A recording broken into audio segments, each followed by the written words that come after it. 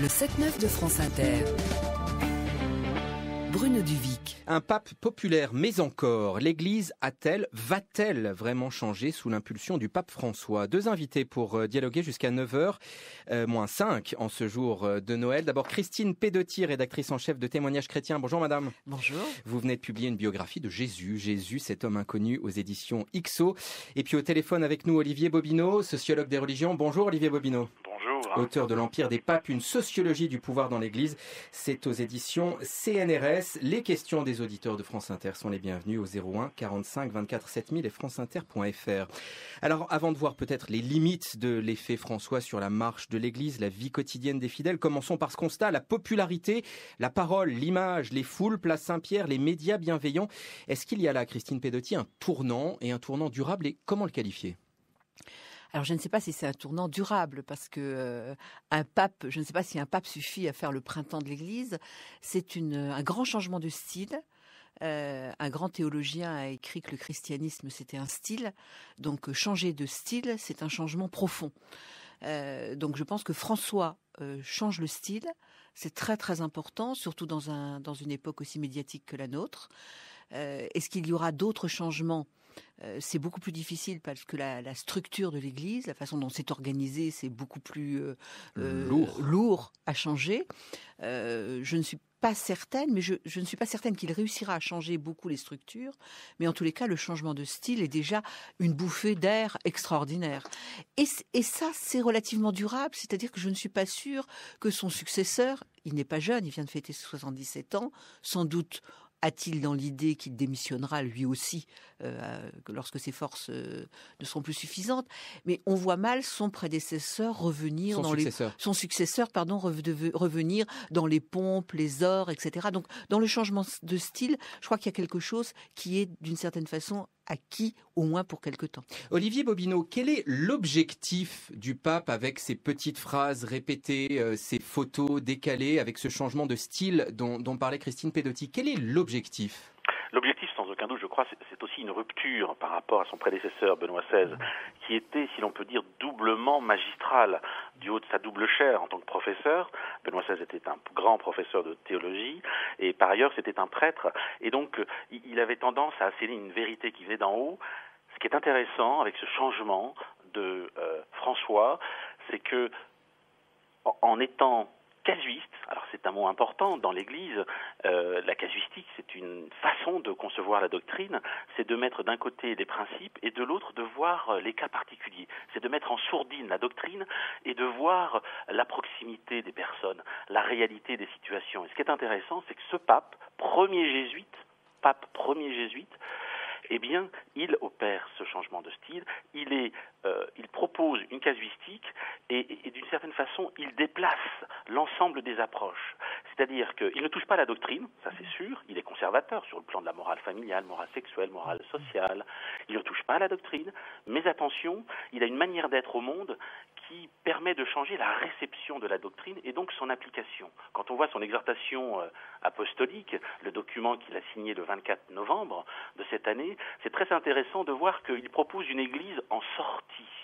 En quelque sorte, on pourrait dire que c'est une église sortie de l'église. Non seulement il faut aller aux marges, non seulement il faut aller aux périphéries, mais surtout il faut aller en dehors de l'église. On quitte, si vous voulez, la forteresse qui résistait un petit peu sous Benoît XVI pour aller vers une église en sortie, pour aller vers une église qui se rapproche des personnes, y compris à commencer par des non-catholiques, par des non-croyants. Ce que vous nous dites, c'est qu'évidemment c'est difficile de mesurer les effets sur la fréquentation des églises sur ces questions-là, mais il y a une sensibilité au discours catholique, presque une sympathie, un intérêt qui est renforcé depuis l'élection du pape François. Absolument, d'autant plus que cet homme, ce pape, est quand même pasteur au départ. Là, je rappelle encore sa formation jésuite. Quand on est formaté pendant 7 à 9 ans on est formé à une posture, à une manière d'être au monde. Et n'oublions pas, et ça c'est une chose aussi importante, c'est que c'est un jésuite, mais qui a grandi aussi en Argentine, où le peuple, où certes il y a le péronisme, mais il a grandi avec cette sensibilité au peuple de Dieu. Et d'ailleurs, comme par hasard, le pape François réhabilite la notion du peuple de Dieu qui est issu du Vatican II, le grand concile qui a réformé et qui a essayé d'ouvrir l'Église à la modernité. Eh bien, ce pape-là, aujourd'hui, contrairement à ses deux prédécesseurs, Jean-Paul II et Benoît XVI, eh bien oui, le pape François remet au goût du jour la notion de peuple de Dieu. Se rapprocher, prendre une voiture simple, habiter Sainte-Marthe, voilà quelqu'un qui, d'une certaine façon, est personnaliste, se rapproche des personnes et se rapproche du peuple de Dieu, mais aussi des non-croyants. Christine Pedotti, dans l'Église de France, cette popularité est-elle sans nuance ? Disons qu'une partie de l'Église de France s'était accommodée de la situation de forteresse dans laquelle on a été, de toute évidence, sous le pontificat de Benoît XVI et déjà sur au moins la deuxième partie du pontificat de Jean-Paul II. Donc il est évident que les gens qui sont aujourd'hui des catholiques en situation de contre-culture, c'est-à-dire qui considèrent qu'ils sont là pour défendre un monde contre le monde ordinaire, le monde dans lequel vous et moi on vit, ces gens-là ne comprennent pas le pape qui va au monde. Et le pape qui arrête de faire comme son prédécesseur, de dire que si des choses ne vont pas, et si les gens n'entendent pas la bonne parole de l'Église, c'est parce qu'ils sont mauvais, c'est parce que le monde est mauvais, c'est parce que le monde est relativiste. En fait, ce pape-là dit... Il représente une part importante de l'Église ? En tous les cas, comme j'ai envie de dire, beaucoup des autres sont partis par lassitude, fatigue ou vieillesse.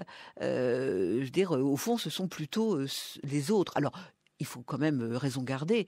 Dans la plupart des paroisses de France, on célébrera Noël tout à l'heure. Je veux dire, le gros des troupes trouve François formidable. Mais en revanche, dans une partie des gens qui sont investis dans les structures, parmi le jeune clergé en France, il y a des gens qui grincent sérieusement des dents. Et malheureusement, il grince des dents parce que ce pape remet le christianisme au centre. Ce pape-là ne s'intéresse pas, en fait, fondamentalement à l'Église catholique. Ce pape s'intéresse au christianisme, ce pape s'intéresse au message chrétien, ce pape met l'humanité au centre. On est au matin de Noël, ça vaut le coup de le dire. Noël, ça veut dire Dieu au milieu des hommes, Dieu fait homme, Dieu qui met l'humanité au centre de son intérêt. C'est Dieu lui-même qui s'intéresse à l'humanité, et c'est ça que fait François. Olivier Bobineau, je voudrais vous citer vous-même, c'est une interview que vous aviez accordée à Témoignages chrétiens au moment de la démission, de la renonciation de Benoît XVI, sur l'influence de l'Église. Et dites-moi si votre analyse a changé depuis que François est là. Dans les sociétés libérales modernes pour lesquelles la légitimité vient d'en bas, le système de l'Église est condamné, l'institution catholique contrôle le sentiment d'amour, or la modernité conduit à la séparation des pouvoirs, elle détruit l'anthropologie catholique comme elle sape toute institution, même celles qui sont millénaires. Est-ce que François change quelque chose à cela ? C'est justement toute la problématique. Et en effet, on le voit. Ce qui est intéressant, c'est que le pape François, jusque, disons, début octobre, si l'on peut essayer de faire un peu un phasage de son pontificat, de son début, avec toutes les précautions, bien sûr, qu'il faut avoir, c'est que, dès le départ, il dit « je ne touche pas à la doctrine ».